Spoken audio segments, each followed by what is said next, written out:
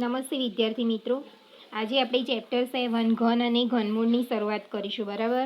આગળ આપણે કયું ચેપ્ટર ભણી ગયા? ચેપ્ટર 6 વર્ગ અને વર્ગમૂળ. એના પછી આવે છે ચેપ્ટર 7 ઘન અને ઘનમૂળ. તો ઘન અને ઘનમૂળ ચેપ્ટરની અંદર સૌથી પહેલાં જેવી રીતે આપણે વર્ગ અને વર્ગમૂળમાં શું લખ્યું હતું? સંખ્યા અને તેના વર્ગ 1 થી ને ક્યાં સુધી લખ્યા હતા? 30 સુધી લખ્યા હતા. તેવી રીતે આની અંદર પણ સંખ્યા અને તેના ઘન લખવાના છે. વર્ગ અને ઘનમાં શું ફરક છે તે આપણે જોઈએ. તો વર્ગમાં કોઈ પણ સંખ્યાની ઉપર કયો આંકડો લખેલો હોય છે? 2. 1નો વર્ગ એટલે 1ની ઉપર કેટલા લખેલા હોય? 2. 2નો વર્ગ તો 2ની ઉપર 2 લખેલા હોય. જ્યારે ઘનની અંદર 2ની જગ્યાએ કયો આંકડો લખેલો હોય? 3. દાખલા તરીકે 1 બરાબર 1નો ઘન કરવો હોય તો 1 ગુણ્યા 1 ગુણ્યા 1 એવું કેટલી વાર કરવાનું? 3 વાર. આપણે વર્ગમાં કેટલી વાર કરતા હતા? 2 વાર. આમાં કેટલી વાર કરવાનું? 3. તો 1ની ઉપર શું હશે? 3. એટલે 1 ગુણ્યા 1 3 વાર કરીએ તો જવાબ શું આવે? 1. એવી રીતે 2નો કરીએ તો 2 દુ 4 દુ 8 એટલે 2નો ઘન કેટલો થાય? 8. 3નો કેટલો થાય? 27. 4નો કેટલો થાય? 64. ટૂંકમાં ઘન કોને કહેવાય? તો આપેલી સંખ્યાને તેની તે જ સંખ્યા વડે કેટલી વાર ગુણવાની? 3 વાર ગુણવાની. બરાબર. તો તેને ઘન કહેવાય. કોઈપણ સંખ્યા ઉપર આધાર તરીકે જો 3 હોય તો એને ઘન વંચાય. ઇંગ્લિશ પહેલાંમાં આપણે સ્ક્વેર કહીએ તેવી રીતે ઇંગ્લિશમાં આને ક્યુબ કહેવાય. 1નો ક્યુબ કહેવાય. શું કહેવાય? ક્યુબ. તો તમારે સૌ પ્રથમ ચેપ્ટરની શરૂઆતમાં 1 થી 20 સુધીના આવી રીતે મેં તમને ઉદાહરણ તરીકે સમજાયેલા છે. 1 થી 20 સુધીના તમારે ઘન લખવાના અને મોઢે પણ કરવાના છે. બરાબર. આ જોઈએ ઘનમૂળનો સંકેત. જેવી રીતે વર્ગમૂળની નિશાની થાય તેવી કરવાની છે ને એની અંદર 3 લખવાના. એટલે એને કયો સંકેત કહેવાશે? ઘનમૂળનો સંકેત કહેવાય. બરાબર. એના પછી આપણે જોઈએ તો નીચે આપેલી સંખ્યાનો ઘન કરવાથી મળતી સંખ્યાનો એકમનો અંક. કે કોઈ પણ તમને સંખ્યા આપી હોય એનો ઘન કરવાથી મળતી સંખ્યાનો એકમનો અંક કયો હોય? તો ધ્યાન રાખો દરેક જણ કે જો એકમનો અંક 1 કોઈ પણ સંખ્યાનો 1 હોય છેલ્લો અંક તો એનો જો ઘન કરીએ તો મળતી સંખ્યાનો એકમનો અંક શું થાય? 1 જ મળે. 2 હોય તો શું મળે? 8 મળે. 3 હોય તો શું મળે? 7 મળે. અહીંયા ખાસ આટલા આંકડાનું ધ્યાન રાખવાનું છે. 2નું 3નું 7નું અને 8નું. દેખો 2 હોય તો 8 મળે તો 8 હોય તો શું મળે? 2 મળે. 3 હોય તો 7 મળે તો 7 હોય તો શું મળે? 3 મળે. આ 4 યાદ રાખો. બાકીના બધામાં એનું એ જ મળે. ખ્યાલ આવી ગયો? 2 હોય તો 8 મળે. 3 હોય તો 7 મળે. 7 હોય તો 3 મળે. 8 હોય તો 2 મળે. બાકીના બધામાં એનું એ જ મળે. બરાબર. ક્યારે? તો નીચે આપેલી સંખ્યા જે પણ સંખ્યા આપી હોય તેનો ઘન કરતાં મળતી સંખ્યાનો એકમનો અંક. બરાબર. તો જેનો એકમનો અંક 1 હોય તો એનો બી ઘન કરીએ તો એ જવાબ 1 જ મળે. 2 હોય તો શું મળે? 8 મળે. 3 હોય તો 7. 8 હોય તો 2. 9 7 હોય તો 3. આ 4 યાદ રાખવાના. બાકી બધામાં શું મળે? એનું એ મળે. એટલે આ કોષ્ટક નોટમાં લખવાનું. બરાબર. અહીંયા જોવાનું છે કે આપેલી સંખ્યા પૂર્ણ ઘન છે કે નહીં તે ચકાસવું.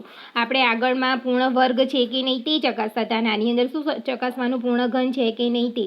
તો કેવી રીતે? તો આનું પણ શું શોધવાનું? આપણે અવિભાજ્ય અવયવની મદદથી ઘનમૂળ શોધવાનું. તો અહીંયા 243નો 2 વડે ભાગ ના ચાલે કારણ કે તે એકમના અંકમાં 3 છે. તો 4 ને 2 6 7 8 9 થાય. 243નો સરવાળો એટલે 3 વડે ભાગ ચાલશે. તો 3 અહીંયા શું આવશે? 81. 3 અહીંયા 27. 3 ભાગ ચાલે તો 9. 3 3 અને 3 1 આવશે. બરાબર.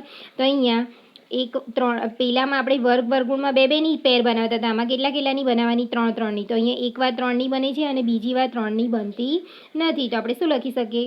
અહીં 3 વાર આવે છે અને બીજી વાર જે 3 છે એ માત્ર કેટલી વખત આવે છે? 2 જ વખત આવે છે. કેટલી વખત આવે છે? 2 જ વખત આવતું હોવાથી આપેલ સંખ્યા એ પૂર્ણ ઘન કહેવાશે નહીં. તો તમને કોઈ પણ સંખ્યા પૂર્ણ ઘન ચકાસવાનું કે તો આવી રીતે ચકાસવાની. પહેલાં એનું અવિભાજ્ય અવયવની રીતે ઘનમૂળ શોધવાનું. જો પેર બની જાય 3 3ની પેર બની જાય તો પૂર્ણ ઘન કહેવાય. બરાબર. અને જો પેર ન બને તો પૂર્ણ ઘન કહેવાશે નહીં. એના પછી જોઈએ કે આપણે પેલું વર્ગમાં શીખ્યા ગયા ને કે નાનામાં નાની કઈ સંખ્યા વડે ગુણવાથી પૂર્ણ વર્ગ બને, નાનામાં નાની કઈ સંખ્યા વડે ભાગવાથી. એના જેવું જ આમાં નાનામાં નાની કઈ સંખ્યા વડે ગુણવાથી પૂર્ણ વર્ગની જગ્યાએ શું આવશે? પૂર્ણ ઘન બને. તો તમને ચોપડીમાં 112 નંબરના પેજ ઉપર ઉદાહરણ નંબર 2 આપ્યું છે કે શું 392 એ પૂર્ણ ઘન સંખ્યા છે? એવો ક્વેશ્ચન કરે છે કે નહીં તે તપાસવા માટે આપણે શું શોધવું પડે? એનું અવિભાજ્ય અવયવની રીતે ઘનમૂળ શોધવું પડે. તો મેં અહીંયા શોધેલું છે. દેખો અહીંયા એકમનો 2 હોવાથી 2 ભાગ ચાલે એટલે 196. અહીંયા 6 છે ફરીથી 2 ભાગ ચાલે એટલે 98, 2 49, 7 7 અને 7 1. અહીંયા 2ની 3 વાર પેર બને છે પરંતુ 7ની બનતી નથી. અહીંયા આગળ એમ પૂછ્યું છે જો ન હોય તો એવી નાનામાં નાની પ્રાકૃતિક સંખ્યા શોધો કે જેને 392 સાથે ગુણવાથી જે પણ હોય એ સંખ્યા શું બને? પૂર્ણઘન બને. તો 392 પૂર્ણઘન કેવી રીતે બને? તો દેખો અહીંયા આપણે એનું શોધી કાઢ્યું અવિભાજ્ય અવયવની રીતે. પછી લખવાનું કે અહીં 392માં 3 વાર 2 આવ્યા છે અને 2 વાર શું આવે છે? 7. એટલે અહીં 2 એ 3 વાર આવે છે પરંતુ 7 એ કેટલી વખત આવ્યું? 2 જ વખત આવતું હોવાથી 392ને અહીંયા જો ગુણવાથી હોય તો પેલા વર્ગમૂળની જેમ જ શું કરવાનું? ગુણવાથી હોય તો જે ખૂટે છે એને ઉમેરવાનું. શું ખૂટે છે? અહીંયા કોની પેર ખૂટે છે? 7ની. તો 7 1 ઉમેરવાના. એટલે કોની વડે ગુણવા પડે? 7 વડે ગુણવા પડે. તો અહીંયા દેખો મેં 392ને 7 વડે ગુણ્યા એટલે જવાબ શું આવે? 27 44. અહીંયા એમ કીધું છે કે જે જવાબ મળે છે એટલે કે આ 27 44 જે જવાબ મળે એનું પણ તમે શું શોધો?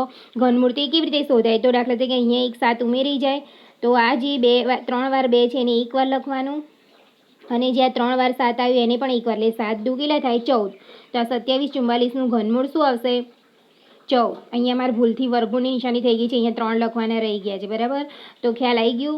નાનામાં નાની ગુણવાથી હોય તો જે ખૂટે છે એને હંમેશા શું કરવાનું? ઉમેરવાનું. બરાબર? અને અહીંયા એમ પૂછ્યું છે આપણે પૂર્ણઘન છે તો યાદ રાખવાનું કે જ્યારે ગુણવાથી અને ભાગવાથી વાળો દાખલો આવે ત્યારે જે પણ રકમ આપી છે હંમેશા પૂર્ણઘન ન જ હોય. એટલે કે પેર બનતી ન જ હોય. ખ્યાલ આવી ગયો? ચલો હવે આગળ આપણે 53,240નો ભાગવાથી વાળો દાખલો છે. બરાબર? એમાં પણ આપણે અવિભાજ્ય અવયવની રીતે શું શોધવાનું? ઘનમૂળ શોધવાનું. તો અહીંયા 2 ભાગ ચાલે એટલે 620 આવશે. એના પછી ફરીથી 2 ભાગ ચાલે તો 13 310. એના પછી 5 ભાગ ચાલે છે. બરાબર? તો 66 55 આવે. એના પછી અહીંયા 5 ભાગ ચલાવીએ આપણે તો 13 31 આવે. તો ધ્યાન રાખ, તમે ઘન શોધશો એટલે કે યાદ રાખવાનું 13 31 એ હંમેશા કોનું ઘનમૂળ છે? 11. તો 11 અહીંયા 121 આવે. 11 11 ને 11 1. એટલે અહીંયા 3 વાર 2ની બની જાય છે, 3 વાર 11ની બની જાય છે, પણ કોની બનતી નથી? 5ની. તો ગુણવાથી હોય તો આપણે શું કરીએ? જે ખૂટે છે એને ઉમેરીએ છીએ. આગળના દાખલામાં શું કરતું? 7 ઉમેર્યા હતા, પણ અહીંયા ભાગવાથી વાળો દાખલો છે એટલે કોની પેર નથી બનતી? 5ની નથી બનતી. કોની નથી બનતી? 5ની. તો આપણે શું કરવાનું? 5ને દૂર કરી દેવાના. તો અહીં લખવાનું કે અહીં 2 અને 11 3 વખત આવે છે પરંતુ 5 એ એક જ વખત આવે છે.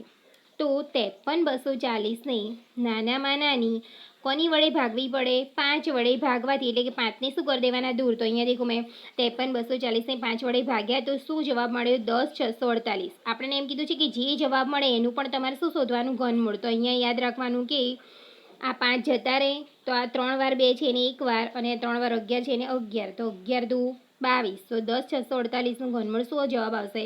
22. ખ્યાલ આવી ગયો દરેક જણને? આગળ આપણે જોઈએ 1188.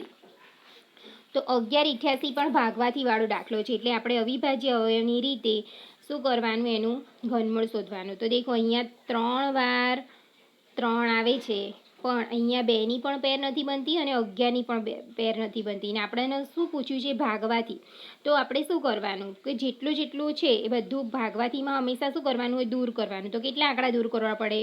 એક આ 11 કરવું પડે, પછી આ રહ્યા 2 અને આ 2. બરાબર? અહીં મેં શોર્ટમાં લખ્યું છે, હું સમજાવી દઉં તમને કે અહીં 3 વખત 3 આવે છે. બરાબર?